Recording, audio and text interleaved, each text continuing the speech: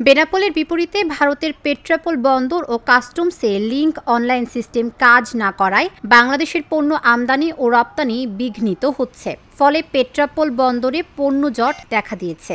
গত ২৮ এপ্রিল থেকে এক সপ্তাহ ধরে এই পরিস্থিতি। বেনাপোল বন্দরে প্রবেশের অপেক্ষায় প্রায় ৯৫০টি ট্রাক পেট্রাপোল বন্দরে দাঁড়িয়ে আছে। জানা যায়, পেট্রাপোল কাস্টমস ও বন্দরে লিংক সার্ভিস দেয় টাটা কোম্পানি।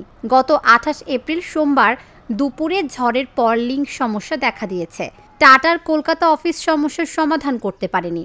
এখন দিল্লির ডিজি সিস্টেম মনিটর করছে। কাস্টমস ও বন্দর কর্তৃপক্ষ অনলাইন সিস্টেমের বিকল্প হিসেবে ম্যানুয়াল পদ্ধতিতে কিছু পণ্য ছাড় করছে।